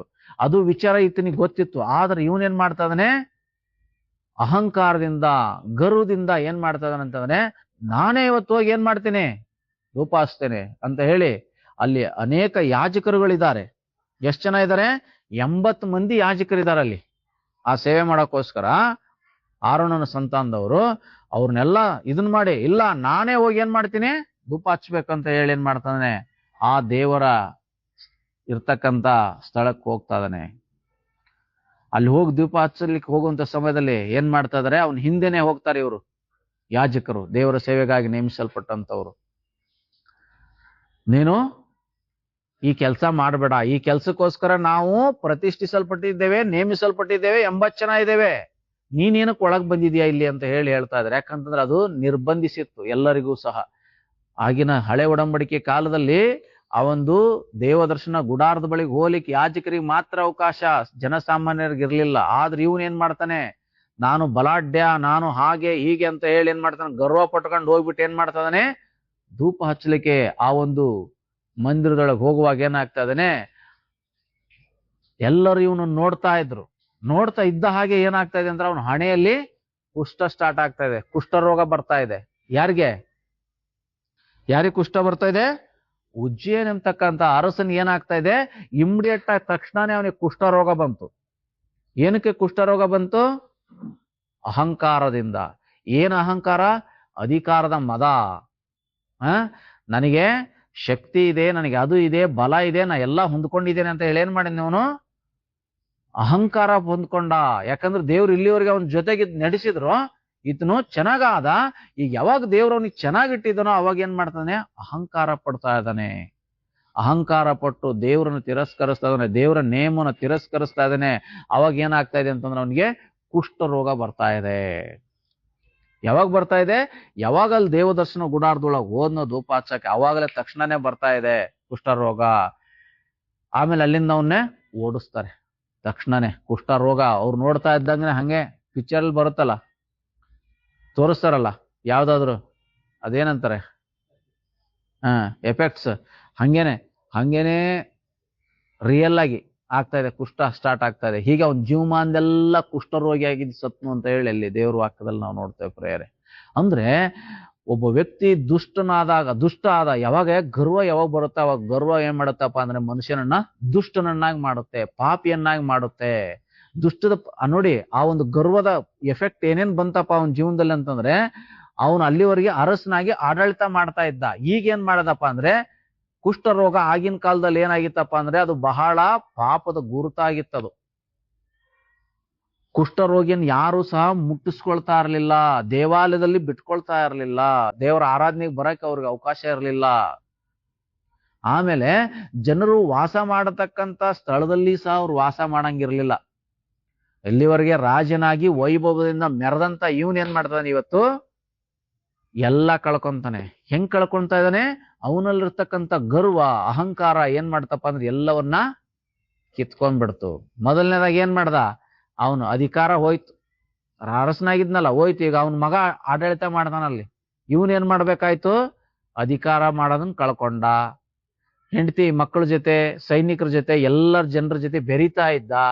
ಇವಾಗ ಯಾರ ಹತ್ರನೂ ಹೋಗಂಗಿಲ್ಲ ಇವನು. ಸಪ್ರೇಟ್ ಆಗಿ ಮನೆ, ಅವನಿಗೆ ಕುಷ್ಠರೋಗಿಗೆ ಸಪ್ರೇಟ್ ಆಗಿ ಮನೆ, ಆ ಮನೆ ಒಳಗನೆ ವಾಸ, ಆ ಮನೆ ಒಳಗೆ ಯಾರು ಹೋಗಂಗಿಲ್ಲ. ಇವಾಗ ಕುಷ್ಠರೋಗಿ ಒಳಗೆ ಸೇರ್ಸ್ಕೊಂತೇವೆ, ಬಟ್ ಆಗಿನ ಸಮಯದಲ್ಲಿ ಹಾಗಿರ್ಲಿಲ್ಲ. ಕುಷ್ಠರೋಗಿ ಬಂತನಪ್ಪ ಅಂದ್ರೆ ಅವನ್ ನೆರಳು ಯಾರಿಗೂ ಬೀಳಂಗಿರ್ಲಿಲ್ಲ, ಅವನಿರಂತ ಮನೆಯೊಳಗೂ ಯಾರು ಹೋಗ್ತಾ ಇರ್ಲಿಲ್ಲ. ನೋಡಿ, ಇಲ್ಲಿವರೆಗೆ ವೈಭವದಿಂದ ಬದುಕಿರತಕ್ಕಂತ ಈ ಒಬ್ಬ ಅರಸ ಅಹಂಕಾರ ಪಟ್ಟಿದ್ರಿಂದ ಏನಾಗ್ತಾ ಇದ್ದಾನೆ ಅಂತಂದ್ರೆ, ಒಂದು ಮನೆ ಒಳಗೆ ಒಂಥರ ಜೈಲಾದಂಗ ಆಗ್ಬಿಡುತ್ತ ಅವನಿಗೆ. ಹೊರಗೆ ಎಲ್ಲಿ ಓಡಾಡಕ್ಕಾಗಲ್ಲ ಅವನು. ಸ್ವತಂತ್ರವಾಗಿ ಇಷ್ಟ ದಿನ ಎಲ್ಲಿ ಬೇಕಾದ್ರೂ ಓಡಾಡ್ಬೋದಾಗಿತ್ತು, ಅವ್ನ ದೇಶದ ಯಾವ ಮೂಲೆ ಬೇಕಾದ್ರೂ ಹೋಗ್ಬೋದಾಗಿತ್ತು ಅಲ್ವಾ. ಆದ್ರೆ ಇವಾಗ ಅವನಿಗೆ ಒಂದು ಮನೆ ಬಿಟ್ರೆ ಎಲ್ಲಿ ಹೋಗಂಗಿಲ್ಲ. ಹಂಗೇನಾದ್ರು ಎಲ್ಲಂದ್ರೆ ಅಲ್ಲಿ ಹೋದ್ರು ಕಲ್ಲು ಎಳಸೋದು ಕೊಲ್ತಾ ಇದ್ರ ಆಗಿನ ಸಮಯದಲ್ಲಿ. ಊರೊಳಗೆ ಏನಾದ್ರು ಹೋಗಿ ತಿರ್ಗಾಡಿದ್ರೆ ಏನ್ ಮಾಡ್ತಿದ್ರಪ್ಪ, ಜನರು ಕಲ್ಲೆಸೆದು ಸಾಯಿಸ್ತಾ ಇದ್ರು ಅವ್ರನ್ನ, ಕುಷ್ಠರೋಗಿಗಳನ್ನ. ಆ ತರ ಕಠಿಣ ಕಾಲಗಳಿತ್ತು ಆಗಿನ ಸಮಯದಲ್ಲಿ. ಅದರಿಂದ ಇವನಿಗೆ ಏನಾಯ್ತಪ್ಪ ಅಂದ್ರೆ, ರಾಜನಾದ್ರೂ ಸಹ ಒಂದೇ ಮನೆ, ಹೆಂಡತಿ ಮಕ್ಕಳಿಂದ ದೂರ ಆದ, ಜನರಿಂದ ದೂರ ಆದ, ದೇವರಿಂದ ದೂರ ಆದ. ಇಲ್ಲಿವರೆಗೆ ಏನೆಲ್ಲ ಪಡ್ಕೊಂಡಿದ್ನೋ ಅವನು ಎಲ್ಲನ್ನೂ ಸಹ ಕಳ್ಕಂಡ. ಕೊನೆಗೆ ಅವನು ಸಾವಾದಾಗ ಏನ್ ಮಾಡ್ತಾ ಇದ್ರು, ಆಗಿನ ಸಮಯದಲ್ಲಿ ರಾಜರುಗಳಿಗೆ ಅವ್ರದ್ದು ವಂಶದ ಒಂದು ಸ್ಮಶಾನ ಭೂಮಿ ಇರ್ತಾ ಇತ್ತು. ಅವ್ರ ವಂಶದವ್ರನ್ನ ಹೂಣಕ್ಕೋಸ್ಕರನೇ ಒಂದ್ ಜಾಗ ತಗೊಂಡು ಇಟ್ಕೊಂತ ಇದ್ರು. ಅವರು, ಅವ್ರ ಅಪ್ಪ, ಅವ್ರ ಅಜ್ಜ, ಅವ್ರ ತಾತ, ಹಂಗೆ ಅವ್ರೆಲ್ಲರದು ಹಂಗೆ ಲೈನಾಗ ಹೂಣಾಕೆ ಒಂದು ಜಾಗ ಮಾಡಿ ಇಟ್ಕೊಂತ ಇದ್ರು, ಸ್ಮಶಾನನ. ಆದ್ರೆ ಇವನ್ ಸತ್ತಾಗ ಏನ್ ಮಾಡ್ಲಿಲ್ಲಪ್ಪ ಅಂತಂದ್ರೆ, ಅವರ ಪೂರ್ವಿಕರು ಸಮಾಧಿ ಮಾಡಲ್ಪಟ್ಟಂತ ಸ್ಥಳದಲ್ಲಿ ಇವನಿಗೆ ಸಮಾಧಿನೂ ಮಾಡ್ಲಿಲ್ಲ ಅಂತ. ಅವರ ವಂಶಕ್ಕೋಸ್ಕರ ಇರ್ತಕ್ಕಂಥ ಸ್ಮಶಾನ ಜಾಗದಲ್ಲಿ ಏನ್ ಮಾಡ್ಲಿಲ್ಲ ಅಂತ ಇವನಿಗೆ ಸಮಾಧಿ ಮಾಡಿಲ್ಲ. ಕುಷ್ಠರೋಗಿ ಅಲ್ಲ ಇವನಂತ ಹೇಳಿ ಅಲ್ಲಿನೂ ಮಣ್ಣು ಹಾಕ್ಸ್ಕೊಳ್ಳೋದು ತಪ್ಸ್ಕೊಂಡ. ಉಜ್ಜೇನು ತನ್ನ ಪಿತೃಗಳು ಸೇರಿರ್ತಕ್ಕಂಥ ಮಣ್ಣಲ್ಲಿ ಇವನು ಸೇರಕ್ ಆಗಿಲ್ಲ. ಮತ್ ಇವನಿಗೆ ಬೇರೆ ಜಾಗದಲ್ಲಿ ಏನ್ ಮಾಡ್ತಾರೆ, ಇವನಿಗೆ ಮಣ್ಣು ಮಾಡಿದ್ರು ಅಂತ ಹೇಳಿ ದೇವ್ರ ವಾಕ್ಯದಲ್ಲಿ ನಾವು ನೋಡ್ತಾ ಇದ್ದೇವೆ ಪ್ರೇರೆ. ಅಂದ್ರೆ ಈ ಉಜ್ಜೇನ್ ಏನಾಗಿದ್ದಾನಪ್ಪ ಅಂದ್ರೆ ಇವತ್ತು ನಮ್ಗೊಂದು ಉದಾಹರಣೆ ಆಗಿದ್ದಾನೆ. ಏನಕ್ಕಾಗಿ? ಅಹಂಕಾರ ಪಟ್ರೆ ನಮ್ಗೆ ಇದೇ ಸ್ಥಿತಿ, ಗರ್ವ ಪಟ್ರೆ ಇದೇ ಸ್ಥಿತಿ. ಇವತ್ ನಾವೆಲ್ಲ ಹೊಂದ್ಕೊಂಡಿರ್ಬೋದು, ಬಲಶಾಲಿಗಳು, ಶಕ್ತಿಶಾಲಿಗಳು ಎಲ್ಲ ಇರ್ಬೋದು ನಮ್ಮ ಹತ್ರ ಎಲ್ಲ ಇದೆ ಅಂತ ಹೇಳಿ ನಾವೇನಾದ್ರೂ ಗರ್ವ ಪಟ್ರೆ, ನಾವೇನಾದ್ರೂ ಎಲ್ಲ ಇದೆ ಅಂತ ಹೇಳಿ ನಾವು ರೆಕ್ಕೆ ಬಿಚ್ಚಿ ಮನಸ್ಸಿಗೆ ಬಂದಂಗೆ ಹಾರಾಕ್ ಹೋದ್ರೆ ಏನ್ ಮಾಡ್ತಾನೆ ದೇವ್ರಿಗೆ ಗೊತ್ತು. ಯಾರ ನ್ಯಾಯ ಸಮಯದಲ್ಲಿ ರೆಕ್ಕೆ ಕಟ್ ಮಾಡ್ಬೇಕಂತ ಹೇಳಿ ಗೊತ್ತು, ಕಟ್ ಮಾಡಿ ಬಿಸಾಕ್ತಾನೆ. ಆಮೇಲೆ ನಮ್ ಬಾಳು ನರಕ ಆಗುತ್ತೆ. ಅದರಿಂದ ಅಹಂಕಾರ ಬಹಳ ನಮ್ಮನ್ನ ಅದೇನ್ ಮಾಡುತ್ತಪ್ಪ ಅಂದ್ರೆ ವಿನಾಶಕ್ಕೆ ನಡೆಸ್ತಕ್ಕಂಥದ್ದಾಗಿದೆ. ಅದರಿಂದ ದೇವರಾತ್ಮನಿಂದ ನಡೆಸಲ್ಪಡ್ತಕ್ಕಂಥ ನಾವು, ಆತ್ಮನಿಂದ ಜೀವಿಸುತ್ತಿರ್ತಕ್ಕಂಥ ನಾವು ಏನ್ ಮಾಡ್ಬೇಕಾಗಿದೆ ಅಂದ್ರೆ ಅಹಂಕಾರಿಗಳಾಗದೆ ಇರಬೇಕು. ಒಂದ್ ವೇಳೆ ಅಹಂಕಾರಿಗಳಾಗಿದ್ರೆ ನಮಗೂ ಇದೇ ಸ್ಥಿತಿ. ಅದರಿಂದ ದೀನತೆಯಿಂದ ನಾವಿರ್ಬೇಕು ಭೂಮಿಯಲ್ಲಿ. ಅದರಿಂದ ದೇವರು ನಮ್ಗೆ ಏನೇ ಕೊಟ್ಟಿರ್ಲಿ, ಏನೇ ಆಗಿರ್ಲಿ, ನಾವು ಎಂಥವ್ರೇ ಆಗಿರ್ಲಿ, ನಾವು ಆದಷ್ಟು ದೀನರಾಗಿ ಇರ್ಬೇಕೆ ಹೊರತು ನಾವು ಅಹಂಕಾರಿಗಳಾಗಬಾರ್ದು. ಅಹಂಕಾರಿಗಳನ್ನ ದೇವರು ಎದುರಿಸ್ತಾನೆ, ಮನುಷ್ಯರು ಎದುರಿಸ್ತಾರೆ. ಅದರಿಂದ ಅಹಂಕಾರದಿಂದ ಪ್ರಯೋಜನಕ್ಕಿಂತ ಕೇಡೇ ಹೆಚ್ಚು, ಉಪಕಾರಕ್ಕಿಂತ ಅಪಕಾರನೇ ಜಾಸ್ತಿ. ಅದರಿಂದ ನಾವೇನ್ ಮಾಡ್ಬೇಕಾಗಿದೆ ಅಂತಂದ್ರೆ ಅಹಂಕಾರದಲ್ಲಿ ನಡೆಯದೆ ನಾವೇನ್ ಮಾಡ್ಬೇಕಾಗಿದೆ ಅಂತಂದ್ರೆ ದೀನತೆಯಲ್ಲಿ ನಾವು ನಡಿಬೇಕಾಗಿದೆ. ಅದನ್ನೇ ನಾವಿಲ್ಲಿ ಗಲಾತ್ಯ ಪತ್ರಿಕೆ 5ನೇ ಅಧ್ಯಾಯದಲ್ಲಿ ನಾವು ಅದನ್ನೇ ನೋಡಿದೀವಿ. ಏನಂತ ಹೇಳಿ, ಮೊದಲನೇದಾಗಿ ಆತ್ಮನಿಂದ ಜೀವಿಸ್ತಿರಲಾಗಿ ನಾವೇನ್ ಮಾಡ್ಬೇಕು, ಪವಿತ್ರಾತ್ಮನನ್ನ ಅನುಸರಿಸಿ ನಡಿಬೇಕು. ಒಂದು. ಎರಡನೇದು, ಅಹಂಕಾರಿಗಳಾಗದೆ ಇರ್ಬೇಕು ನಾವು. ಅಹಂಕಾರಿಗಳಾದ್ರೆ ಉಜ್ಜಯಿನಿಗಾದಂಥ ಸ್ಥಿತಿನೇ. ಬೇಕಂದ್ರೆ ಅಹಂಕಾರಿಗಳಾಗ್ರಿ, ಉಜ್ಜಯಿನ ಸ್ಥಿತಿ. ಇಲ್ಲ ಅಂತಂದ್ರೆ ನಾವೇನ್ ಮಾಡ್ಬೇಕು, ಅಹಂಕಾರದಿಂದ ಹೊರ ಬರಬೇಕು. ಇನ್ನು ಮೂರನೇದಾಗಿ ಇಲ್ಲಿ ದೇವ್ರ ವಾಕ್ಯದಲ್ಲಿ ನೋಡ್ತಾ ಇದ್ದೇವೆ, ಒಬ್ಬರನ್ನೊಬ್ಬರು ಕೆಣಕದವರು ಆಗದೆ ಇರೋಣ. ದೇವರಾತ್ಮನಿಂದ ಜೀವಿಸ್ತಿರ್ತಕ್ಕಂಥ ನಾವು, ದೇವರಾತ್ಮನ ಸಹಾಯದಿಂದ ಆತ್ಮನಲ್ಲಿರ್ತಕ್ಕಂಥ ನಾವು ಏನ್ ಮಾಡ್ಬೇಕಾಗಿದೆ ಅಂದ್ರೆ ಒಬ್ಬರನ್ನೊಬ್ರು ಕೆಣಕದೇ ಇರ್ಬೇಕು ನಾವು. ಒಬ್ರನ್ನೊಬ್ರು ಕೆಣಕದಂದ್ರೇನು? ಒಬ್ರನ್ನೊಬ್ರು ಕೆಣಕದೇ ಇರೋದಂದ್ರೇನು?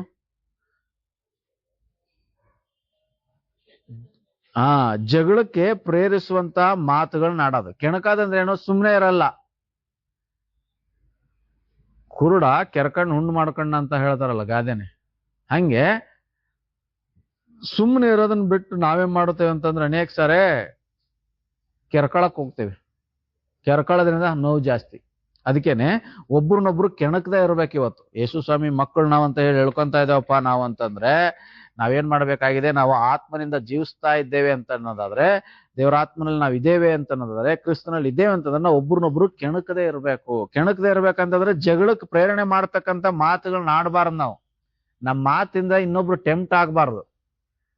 ನಮ್ಮ ಮಾತಿಂದ ಇನ್ನೊಬ್ರು ಉದ್ರೇಕಗೊಳ್ಬಾರ್ದು, ಜಗಳಕ್ಕೆ ಬರಬಾರ್ದು. ಆ ರೀತಿಯಾಗಿ ಜೀವಿಸೋದು. ಇನ್ನೊಬ್ರನ್ನೇ ಕೆಣಕಾದಂದ್ರೆ, ದಾರ್ಯಾಗ ಹೋಗ್ತಾ ಇರ್ತೀರ, ಸೈಲೆಂಟ್ ಆಗಿ ಹೋದ್ರೆ ಸರಿ. ಹೋಗ್ತಾರ ಸುಮ್ನೆ ಬೈಕೊಂಡು ಹೋದ್ರೆ ಏನ್ ಮಾಡ್ತಾರೆ ನಮ್ಮನ್ನ? ಏನೋ ಒಂದ್ ಸ್ವಲ್ಪ ಹೋಗ್ತಾ ಇರ್ತೀನಿ, ವಾಕ್ ಮಾಡ್ಕೊಂಡು ಹೋಗ್ತಾ ಇರ್ತೀವಿ, ಏನೋ ಬೈ ಮಿಸ್ಟೇಕ್ ಏನೋ ಒಂದ್ ಸ್ವಲ್ಪ ಕೈಗೆ ಟಚ್ ಆಯ್ತು, ಅವ್ರಿಗೆ ಬೇಕಂತ ನೀವೇ ಟಚ್ ಮಾಡಿದ್ರ, ಅವ್ರೇನೋ ಟಚ್ ಮಾಡಿದ್ರು ಅಕಸ್ಮಿತವಾಗಿ. ಕೆಲವೊಂದ್ಸಲ ಬೇಕಾಗಿ ಅಕಸ್ಮಾತ್ ಏನೋ ಒಂದು ಟಚ್ ಆಯ್ತು, ಅವಾಗ ಸರಿ ಸಾರಿ ಅಂತ ಹೇಳಿ ಇಬ್ರು ಹೋದ್ರೆ ಸರಿ. ಏನೋ ಟಚ್ ಮಾಡ್ತೀನೋ, ಎಷ್ಟು ಗರ್ವ ನಿನಗೆ ಅಂತಂದ್ರೆ ಅವನು ಬರ್ತಾನೆ, ನಾನ್ ಟಚ್ ಮಾಡಿದ್ನಾ, ನೀನೇ ಟಚ್ ಮಾಡಿದ್ದ. ಹಂಗೆ ಕೆಣಕದಂದ್ರೆ, ಒಬ್ರನ್ನೊಬ್ರು ಕೆಣಕದೆ ಅನ್ನೋದ್ರೆ ಹಿಂಗೇನೆ. ಹಂಗೆ ಆಗುತ್ತೆ ಎಷ್ಟೋ ಸಲ ಜಗಳಗಳು. ಅಂತ ಜಗಳಗಳಾಗಿ ಎಷ್ಟೋ ಸಲ ಏನಾಗಿದೆಪ್ಪ ಅಂದ್ರೆ ಸಾವಿನಲ್ಲಿ ಮುಕ್ತಾಯಗೊಂಡಿದೆ. ಇನ್ನೊಬ್ರನ್ನ ಟೆಂಪ್ಟ್ ಮಾಡೋದು ನಮ್ ಜೀವನದ ಮೂಲಕ. ಕೆಲವೊಂದ್ಸಲ ಏನ್ ಮಾಡ್ತಾರಪ್ಪ ಅಂತಂದ್ರೆ, ಜೋರಾಗಿ ಹೋಗ್ತಾ ಇರ್ತಾರೆ ವಾಹನಗಳಲ್ಲಿ, ಹೋಗ್ತಾ ಇರೋಂಥ ಸಮಯದಲ್ಲಿ ಏನೋ ಬೈ ಮಿಸ್ಟೇಕ್ ಏನೋ ಒಂದ್ ಚೂರು ಅದೇನು ಗಾಡಿಗೆ ಏನಾಗಿರಲ್ಲ, ಸ್ವಲ್ಪ ಟಚ್ ಆಗುತ್ತೆ, ಅಲ್ಲೇ ಬಂದು ಹಂಗೆ ಹೊಲ್ಸೊಲ್ಸ್ ಮಾತು ಹಂಗೆ ಹಿಂಗೆ ಅಂತ ಹೇಳಿ. ಅವಾಗ ಅವನು ಸ್ವಲ್ಪ ರಫ್ ಅಂಡ್ ಟಫ್ ಆಗಿದ್ದಂದ್ರೆ, ಇಬ್ರು ರಫ್ ಅಂಡ್ ಟಫ್ ಆಗಿದ್ರಪ್ಪ ಅಂದ್ರೆ ಒಬ್ರು ಯಾವನಾದ್ರೆ ಅಲ್ಲಿ ಸಾವು ಆಗೇ ಆಗುತ್ತೆ ಅವತ್ತು. ಯಾಕಂದ್ರೆ ಅಂತಾರೆ ಆಗಿರ್ತಾರೆ ಇಬ್ರು. ಹಂಗೆ ಒಬ್ರನ್ನೊಬ್ರು ಕೆಣಿಕೆ ಏನ್ ಮಾಡ್ತಾರೆ, ಹಾನಿ ಉಂಟು ಮಾಡ್ಕೊಂಡು ನಾಶವಾಗಿ ಹೋಗ್ತಾರೆ. ಅದರಿಂದ ದೇವ ಜನರು ನಾವೇನ್ ಮಾಡ್ಬೇಕಪ್ಪ ಅಂದ್ರೆ ಒಬ್ರನ್ನೊಬ್ರು ಕೆಣಕದೇ ಇರ್ಬೇಕು. ಯಾವ್ದ್ರಲ್ಲಿ? ಎಲ್ಲಾ ವಿಷಯದಲ್ಲಿ. ಯಾರನ್ನೂ ಸಹ ನಾವೇನ್ ಮಾಡ್ಬಾರ್ದಪ್ಪ ಅಂತಂದ್ರೆ ಕೆಣಿಕಿ ರೇಗಿಸಿ ಏನ್ ಮಾಡ್ಬಾರ್ದಪ್ಪ ಅಂತಂದ್ರೆ ನಾವು ಜೀವಿಸಬಾರದು, ಒಬ್ರನ್ನೊಬ್ರು ಕೆಣಕಬಾರ್ದು ಅಂತ ಹೇಳಿ ದೇವ್ರ ವಾಕ್ಯದಲ್ಲಿ ನಾವು ನೋಡ್ತಾ ಇದ್ದೇವೆ. ಮಾತ್ರಲ್ಲ, ಕೆಣಕದಂದ್ರೆ ಹಾಸ್ಯ ಮಾಡೋದು, ಬೇರೆಯವ್ರನ್ನೇ ಅವಮಾನ ಮಾಡೋದು. ಆಮೇಲೆ ಅವರು ಇನ್ನೊಬ್ರನ್ನ ಕೋಪದಿಂದ ಅಸೂಯೆಯಿಂದ ದ್ವೇಷ ಮಾಡೋದು, ಕೆಟ್ಟ ಮಾತನ್ನ ಹೇಳೋದು. ಕೆಣಕದಂದ್ರೆ ಏನೂ ಮಾಡಿರೋದೇ ಇಲ್ಲ, ತಪ್ಪನೆ, ಸುಮ್ನೆ ಅಸೂಯೆ, ಸುಮ್ನೆ ದ್ವೇಷ, ಕೆಣಕೋದು. ಹಂಗೆ ಅನೇಕ ಸಾರಿ ನೀವು ಅನುಭವಿಸ್ತೀರಿ, ಏನೂ ತಪ್ಪು ಮಾಡಿರಲ್ಲ, ಸುಮ್ಮನೆ ನಿಮ್ ಬಗ್ಗೆ ಏನಾದ್ರೂ ಕೆಣಕ್ತಿರ್ತಾರೆ ಜನರು. ಕೆಲಸ ಸ್ಥಳದಲ್ಲೋ ಮನೆಯಲ್ಲೋ ಕೆಣಕ್ತಾರೆ, ಟೆಂಪ್ಟ್ ಮಾಡ್ತಾರೆ ನಮಗೆ ಅಲ್ವಾ. ಅದರಿಂದ ಕ್ರಿಸ್ತ ಯೇಸುವಿನ ಇರತಕ್ಕಂಥ ನಾವು, ದೇವರಾತ್ಮನಿಂದ ನಡೆಸಲ್ಪಡ್ತಕ್ಕಂಥ ನಾವು ಏನ್ ಮಾಡ್ಬಾರ್ದು ಅಂತಂದ್ರೆ ಒಬ್ರನ್ನೊಬ್ರು ಕೆಣಕ್ಬಾರ್ದು. ಕೆಣಕೋದಂತಂದ್ರೆ ಒಬ್ರನ್ನೊಬ್ರು ಕಾಲ್ ಕೆರ್ಕೊಂಡ್ ಜಗಳಕ್ಕೆ ಹೋಗ್ಬೇಡ್ರಿ ಅಂತ ಸರಳವಾಗಿ ಹೇಳ್ಬೇಕಂದ್ರೆ, ಕಾಲ್ ಕೆರ್ಕೊಂಡು ಜಗಳಕ್ಕೆ ಹೋಗ್ಬಾರ್ದು. ಕ್ರಿಸ್ತ ಯೇಸುವಿನ ಇರತಕ್ಕಂಥ ಜನರು, ದೇವ ಜನರು ಕಾಲ್ ಕೆರ್ಕೊಂಡು ಜಗಳಕ್ಕೆ ಹೋಗ್ತಕ್ಕಂಥವ್ರು ಆಗ್ಬಾರ್ದು ಅಂತ ಹೇಳಿ ಇಲ್ಲಿ ವಾಕ್ಯ ನಮಗೆ ತಿಳಿಸ್ತಕ್ಕಂಥದ್ದಾಗಿದೆ. ಇನ್ನು ನಾಲ್ಕನೇದಾಗಿ ನಾವು ನೋಡುವಾಗ, ನಾಲ್ಕನೇದಾಗಿ ಮತ್ತು ಕೊನೆಯದಾಗಿ ಈ ವಚನದಲ್ಲಿ ಏನ್ ನೋಡ್ತೇವಪ್ಪ ಅಂದ್ರೆ, ಒಬ್ಬರ ಮೇಲೊಬ್ಬರು ಮತ್ಸರ ಉಳ್ಳವರಾಗದೆ ಇರೋಣ. ಮತ್ಸರ ಇರಬಾರ್ದು, ದೇವ ಜನರಿಗೆ ಮತ್ಸರ ಇರಬಾರ್ದು. ಮತ್ಸರ ಅಂತಂದ್ರೆ ಏನು? ಮತ್ಸರ ಅಂದ್ರೆ ಏನು? ಯಾರಾದ್ರೂ ಮುಂದೆ ಬಂದ್ರೆ ಅದನ್ನ ಸಹಿಸ್ಕೊಳ್ದೇ ಇರೋದು. ಯಾರಾದ್ರೂ ಬೆಳವಣಿಗೆ ಆಗ್ತಾ ಇದಾರಪ್ಪ, ಮಂಜುನಾಥ್ ಅವರು ಬೆಳವಣಿಗೆ ಆಗ್ತಾರಪ್ಪ ಅಂದ್ರೆ ಸಹಿಸ್ಕೊಳ್ದೇ ಇರೋದು ಮತ್ಸರ ಅಂದ್ರೆ. ಮತ್ಸರ ಅಂತಂದ್ರೆ ಸಹಿಸ್ಕೊಳ್ದೇ ಇರ್ತಕ್ಕಂಥದ್ದು, ಒಬ್ರು ಬೆಳವಣಿಗೆಯನ್ನ ಸಹಿಸ್ಕೊಳ್ದೇ ಇರ್ತಕ್ಕಂಥದ್ದು. ಒಬ್ರೇನಾದ್ರೂ ದೇವ್ರು ಆಶೀರ್ವದಿಸಲ್ಪಟ್ಟವ್ರು ಚೆನ್ನಾಗ್ ಆಗ್ಬಿಟ್ರಂದ್ರೆ ಸಹಿಸ್ಕೊಳ್ದೇ ಇರ್ತಕ್ಕಂಥದ್ದು. ಅವನ್ಗ್ಯಾಕೆ ಇದು ಸಿಕ್ತು, ಅವನ್ಯಾಕೆ ಹಿಂಗ ಆಗ್ಬಿಟ್ಟ, ಅವನಿಗೆ ಸಿಗ್ಬಾರ್ದಾಗಿತ್ತು, ಇದು ನನಗ್ ಸಿಗ್ಬೇಕಾಗಿತ್ತು, ನಾನ್ ಪಡ್ಕೋಬೇಕಾಗಿತ್ತಂತ ಮತ್ಸರ. ಹಾಗೆ ಮತ್ಸರ ಇಲ್ಲದೆ ಇರ್ಬೇಕು ನಮ್ಗೆ. ಅದಕ್ಕೆ ಉದಾಹರಣೆಯನ್ನ ದೇವ್ರ ವಾಕ್ಯದಲ್ಲಿ ನಾವು ನೋಡ್ತೇವೆ. ಆದಿಕಾಂಡ 4ನೇ ವಚನ 1-16 ಕಾಯಿನ ಮತ್ತು ಹೇಬೇಲ್ ನೆಮ್ತಕ್ಕಂಥ ಸಹೋದರನಿಬ್ಬರು ನೋಡ್ತೇವೆ. ಕಾಯಿನನು ಮತ್ತು ಅವನ ತಮ್ಮನಾಗಿರ್ತಕ್ಕಂಥ ಹೇಬೇಲನ ಬಗ್ಗೆ ಅಲ್ಲಿ ಸ್ಟೋರಿ ನೋಡ್ತೇವೆ. ಇವರು ದೇವರ ಆರಾಧನೆಗೆ ಹೋದ್ರು. ದೇವರ ಆರಾಧನೆಗೆ ದೇವ್ರು ಅವ್ರವ್ರಿಗೆ ಕೊಟ್ಟಿರ್ತಕ್ಕಂಥ, ಒಬ್ಬನು ರೈತನಾಗಿದ್ದ, ಅದರಲ್ಲಿ ಉತ್ತಮವಾಗಿರ್ತಕ್ಕಂಥ ಪೈರನ್ನು ತೆಗೆದುಕೊಂಡು ದೇವರಿಗೆ ಸಮರ್ಪಣೆ ಮಾಡಕ್ ಹೋದ. ಒಬ್ಬನು ಕುರಿ ಕಾಯ್ತಕ್ಕಂಥವನಾಗಿದ್ದ, ಕುರಿ ಹಿಂಡಿಯಿಂದ ಚೊಚ್ಚಲನ್ನು ತೆಗೆದುಕೊಂಡ್ಬಿಟ್ಟು ಯಜ್ಞ ಮಾಡಕ್ ಹೋದ ದೇವ್ರಿಗೆ. ಅವಾಗ ಏನ್ ಮಾಡ್ತಾ ಇದಾರೆ, ಹೇಬೇಲನ ಯಜ್ಞವನ್ನ ಮೆಚ್ತಾ ಇದಾರೆ ದೇವ್ರು. ಈ ಕಾಯಿನನ ಯಜ್ಞವನ್ನ ದೇವ್ರು ಮೆಚ್ಚಲ್ಲ. ಅವಾಗ ಇವನಿಗೇನಾಗ್ತದೆ, ಹೊಟ್ಟೆ ಕಿಚ್ಚು ಬರ್ತಾ ಇದೆ. ಹೊಟ್ಟೆ ಕಿಚ್ಚು ಅಂದ್ರೆ ಏನು? ಮತ್ಸರ. ಈ ಮತ್ಸರ ಬರ್ತಾ ಇದೆ, ಸಹಿಸ್ಕೊಳಕ್ ಆಗ್ತಾ ಇಲ್ಲ ಇವಾಗ. ಯಾರಿಗೆ? ಕಾಯಿನನಿಗೆ ಸಹಿಸ್ಕೊಳಕ್ ಆಗ್ತಾ ಇಲ್ಲ. ನನ್ನ ತಮ್ಮನ ಯಜ್ಞ ಮೆಚ್ಚಿದ ದೇವ್ರು ನನ್ನ ಯಜ್ಞ ಮೆಚ್ಚಲಿಲ್ಲ, ಇಷ್ಟಪಡ್ಲಿಲ್ಲ ಅಂತೇಳಿ ಹೊಟ್ಟೆ ಊರಿ ಬಂದು ಏನ್ ಮಾಡ್ತಾನೆ, ಒಂದಿನ ಅವನಿಗೆ ಕಾಡಿ ಕರ್ಕೊಂಡು ಹೋಗ್ಬಿಟ್ಟು ಸ್ವಂತ ತಮ್ಮನ್ನೇ ಏನ್ ಮಾಡ್ತಾನೆ, ಕೊಂದಾಕ್ಬಿಡ್ತಾನೆ. ಮತ್ಸರ ಎಷ್ಟು ಕೆಟ್ಟದ್ದಪ್ಪ ಅಂದ್ರೆ ಇಷ್ಟು ಕೆಟ್ಟದ್ದು. ಅಂದ್ರೆ ತನ್ನ ತಮ್ಮ ಆಶೀರ್ವಾದನೂ ಸಹ ಸಹಿಸ್ಕೊಳ್ಲಿಕ್ಕೆ ಆಗ್ಲಿಲ್ಲ ಇವನಿಗೆ. ಯಾರಿಗೆ? ಕಾಯಿನನಿಗೆ ತನ್ನ ಸ್ವಂತ ತಮ್ಮ ದೇವರಿಂದ ಆಶೀರ್ವದಿಸಲ್ಪಟ್ಟಿದ್ದಾನೆ, ದೇವ್ರು ಇವ್ನ ಇಷ್ಟಪಟ್ಟಿದ್ದಾನೆ ನನ್ನ ತಮ್ಮನ್ನ ಅಂತ ಹೇಳಿ ಅವ್ನು ಸಂತೋಷ ಪಡ್ಲಿಲ್ಲ. ಅಯ್ಯೋ ನನ್ನಲ್ಲಿ ಇಷ್ಟಪಡ್ಲಿಲ್ಲಲ್ಲ, ನಂದನ್ನು ಸ್ವೀಕರಿಸ್ಲಿಲ್ಲಲ್ಲ ಅಂತ ಹೇಳಿ ಹೀಗೆ ಈ ಕಾಯಿನನು ಏನ್ ಮಾಡ್ತಾ ಇದ್ದಾನೆ, ಸ್ವಂತ ತಮ್ಮನ ಆಶೀರ್ವಾದಕ್ಕೂ ಸಹ ಹೊಟ್ಟೆ ಕಿಚ್ಚಿಪಟ್ಟು ಏನ್ ಮಾಡ್ತಾ ಇದ್ದಾನೆ, ಅವನನ್ನ ಕರ್ಕೊಂಡು ಕೊಲೆ ಮಾಡೋದ್ರ ಬಗ್ಗೆ ನಾವು ನೋಡ್ತಾ ಇದ್ದೇವೆ. ಹಾಗೆ ಮತ್ಸರ ಇರೋ ಕಡೆ ಏನಾಗಿರುತ್ತಪ್ಪ ಅಂದ್ರೆ ಪಾಪ ಇರುತ್ತೆ. ಮತ್ಸರ ಅಂತಕ್ಕಂಥದ್ದೇ ಒಂದು ದೊಡ್ಡ ಪಾಪ. ಇನ್ನೊಬ್ರು ಬೆಳವಣಿಗೆಯನ್ನ ನಾನು ಯಾರಾದ್ರೂ ಚೆನ್ನಾಗಿ ಒಬ್ರು ಗ್ರೋತ್ ಆಗ್ತಾ ಇದಾರೆ, ಚೆನ್ನಾಗಿದಾರಪ್ಪ ಅಂತಂದ್ರೆ ಅವ್ರು ನೋಡಿ ನೀನು ಸಹಿಸ್ಕೊಳಕ್ ಆಗಿಲ್ಲ ಅಂದ್ರೆ ನಿನ್ನ ಹತ್ರ ಪಾಪ ಐತಿ ಅಂತ ಅರ್ಥ. ಯಾರಾದ್ರೂ ನೀವು ಕೆಲ್ಸಕ್ಕೆ ಹೋಗಿರೋ ಜಾಗದಲ್ಲಿ, ಗಾರ್ಮೆಂಟ್ಸೋ ಫ್ಯಾಕ್ಟ್ರಿನೋ ಎಲ್ಲೋ ಹೋಗ್ತೀರಾ, ಅಥವಾ ಮದುವೆಗೆ ಹೋಗಿರ್ತೀರೋ, ಒಂದ್ ಒಳ್ಳೆ ಸುಂದರವಾಗಿರೋ ಸೀರೆ ಉಟ್ಕೊಂಡು ಚೆನ್ನಾಗಿ ಮೇಕಪ್ ಮಾಡ್ಕೊಂಡು ನಿನ್ಕಿಂತ ಚೆನ್ನಾಗಿದ್ದವಳು ಬಂದವಳಪ್ಪ ಒಬ್ಳು ಹೆಂಗ್ಸು ಅಂದ್ರೆ, ನೀವು ಅವಳು ನೋಡಿ ಹೊಟ್ಟೆ ಊರಿ ಪಟ್ಕೊಂಡ್ರಿ, ಅಂತಂದ್ರೆ ಅದೇ ನೀವು ಪಾಪದಲ್ಲಿ ಇದೀರಿ ಅಂತ. ಓ ಚೆನ್ನಾಗಿದ್ದಾಳಪ್ಪ, ಸೂಪರ್, ಚೆನ್ನಾಗಿ ಕಾಣಿಸ್ತಾಳೆ ಅಂತೇಳಿ ನೀವು ಖುಷಿ ಪಟ್ರೆ ನೀವು ನಿಮ್ಮಲ್ಲಿ ಪಾಪ ಇಲ್ಲ ಅಂತೇಳಿ ಅರ್ಥ. ಓ ಸುಂದ್ರಿ ನೋಡಿ ಹೆಂಗ್ ಬಂದಾಳೆ, ಹಾ ಯಾರಿಗ ಇಲ್ಲದ್ದು ಇವಳಿಗೆ ಐತೆ ಅಂತ ಹೇಳಿ ನೀವು ಒಳಗ ಕುದ್ಕೊಳಕ್ ಯಾವಾಗ ಸ್ಟಾರ್ಟ್ ಆಗ್ತೀರಾ ಅವಾಗ ಗೊತ್ತಾಗುತ್ತೆ ನಿಮ್ ಹತ್ರ ಪಾಪ ಐತೆ ಅಂತ ತಿಳ್ಕೊಬೇಕು ನೀವು. ಇನ್ನೊಬ್ರು ಚೆನ್ನಾಗಿ ನಿಮ್ಗಿಂತ ಚೆನ್ನಾಗಿ ಕಾಣೋದ್ ನೋಡಿ ಯಾವಾಗ ನಿಮ್ಗೆ ಸಹಿಸ್ಕೊಳಕ್ ಆಗಲ್ಲ, ಅವಾಗ ಪಾಪ ನಿಮ್ಮಲ್ಲಿ ಇದೆ, ಪಾಪದಲ್ಲಿ ಇದೀರಿ ಅಂತ ಹೇಳಿ ಅರ್ಥ. ಅದರಿಂದ ಇವತ್ತು ನೀವುಗಳು ಏನ್ ಮಾಡಬಾರ್ದು, ಇನ್ನೊಬ್ರು ನನ್ಗಿಂತ ಚೆನ್ನಾಗಿದಾರಪ್ಪ ಅಂದ್ರೆ ನಾನು ಸಂತೋಷ ಪಡ್ಬೇಕು. ಒಂದ್ ವೇಳೆ ನಾನು ಸಂತೋಷ ಪಡದೆ ನಾನು ಅವ್ರ ಬಗ್ಗೆ ಹೊಟ್ಟೆ ಊರಿ ಪಟ್ಕೊಂಡೆ ಅಂದ್ರೆ ಏನರ್ಥ, ನನ್ನೊಳಗೆ ಪಾಪ ಇದೆ, ಮತ್ಸರ ಇದೆ. ಯಾರಿಗಿದ್ದಂತ ಮತ್ಸರ, ಈ ಕಾಯಿನ್ಗಿದ್ದಂತ ಮತ್ಸರ ನನ್ಗೆ ಇದೆ. ನಾವು ಕೊಲೆಗಾರರಾಗಲ್ಲ ಅಷ್ಟೇ, ಹೋಗಿ ಅವ್ರನ್ನ ಸಾಯಿಸಲ್ಲ ಅಷ್ಟೇನೆ, ಆದ್ರೆ ಇಲ್ಲೇ ಮನ್ಸಲ್ಲೇ ಅವ್ರನ್ನ ಸಾಯಿಸೋಷ್ಟು ಇರುತ್ತೆ ನಮ್ಗೆ ಅವ್ರ ಮೇಲೆ, ಆದ್ರೆ ಹೋಗಿ ಚುಚ್ಚಲ್ಲ ಅಷ್ಟೇ ನಾವು, ಅಲ್ವಾ? ಇದು ಪಾಪ. ಇಂಥ ಮತ್ಸರ ನಮ್ಮ ಹತ್ರ ಇರಬಾರ್ದು. ಮತ್ಸರ ಏನ್ ಮಾಡ್ತದೆ ಅಂತಂದ್ರೆ ಅದು ದೇವರಿಂದ ನಮ್ಮನ್ನೇ ದೂರ ಮಾಡ್ತದೆ, ಸಮಾಜದಿಂದ ನಮ್ಮನ್ನೇ ದೂರ ಮಾಡ್ತದೆ, ನಮಗೆ ಅದು ಹಾನಿ ಉಂಟು ಮಾಡ್ತದೆ, ನಮ್ಮ ಸುತ್ತಮುತ್ತ ಇರೋರಿಗೂ ಸಹ ಹಾನಿ ಉಂಟು ಮಾಡ್ತದೆ ಮತ್ಸರ. ಇವಾಗ ತನ್ನ ಸ್ವಂತ ತಮ್ಮ ಕೊಂದ ಮೇಲೆ ಕಾಯಿನ್ ಏನ್ ಮಾಡಿದ್ನು, ಅವನಿದ್ದಂತ ಭೂಮಿಯಿಂದ ಓಡೋದ್ನು, ಬೇರೆ ಕಡೆ ಹೋದ್ನು ಕಿತ್ಕಟ್ಟು. ಯಾಕಂದ್ರೆ ಅವನಿಗೆ ಕೇಡಾಗುತ್ತೆ ಅಂತ ಗೊತ್ತಾಯ್ತು, ನನ್ನ ಪಾಪದಲ್ಲಿ ಅಂತ ಗೊತ್ತಾಯ್ತು, ಅಲ್ಲಿಂದ ಹೋದವನು, ದೂರ ಹೋಗ್ಬಿಟ್ಟ. ಹಾಗೆ ಇವತ್ತು ನೀವು ಮತ್ಸರದಲ್ಲಿದ್ರೆ, ಈ ಕಾಯಿನ ತರ ಮತ್ಸರವುಳ್ಳವರಾಗಿ ಜೀವಿಸಿದ್ರೆ ನಾವೇನ್ ಮಾಡ್ತೇವಪ್ಪ ಅಂತಂದ್ರೆ ದೇವರಿಂದ ದೂರ ಆಗ್ತೇವೆ, ನಮ್ಮ ಕುಟುಂಬದಿಂದ ದೂರ ಆಗ್ತೇವೆ, ಆಶೀರ್ವಾದಕ್ಕಿಂತ ಹಾನಿನೇ ಹೆಚ್ಚು. ಅದರಿಂದ ನಾವೇನ್ ಮಾಡ್ಬೇಕಾಗಿದೆ ಅಂತಂದ್ರೆ, ನಾವು ಯೇಸು ಸ್ವಾಮಿ ಮಕ್ಕಳು ಅಂತ ಹೇಳ್ಕೊಳ್ಳೋದಾದ್ರೆ ನಮ್ಮ ಹತ್ರ ಏನ್ ಇರಬಾರ್ದಪ್ಪ ಅಂತಂದ್ರೆ ಮತ್ಸರ ಇರಬಾರ್ದು. ಮತ್ಸರ ಇರೋರು ಯೇಸು ಸ್ವಾಮಿ ಮಕ್ಕಳಾಗಕ್ ಸಾಧ್ಯ ಇಲ್ಲ. ಮತ್ಸರ ಇರೋರು ಯೇಸುವಿನ ಮಕ್ಕಳಾಗಕ್ ಸಾಧ್ಯ ಇಲ್ಲ.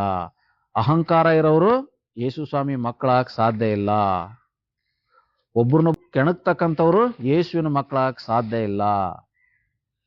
ಯೇಸುವನ್ನ ಅನುಸರಿಸದೇ ಇರೋಂಥವ್ರು ಯೇಸುವಿನ ಮಕ್ಕಳಾಗಕ್ಕೆ ಸಾಧ್ಯ ಇಲ್ಲ.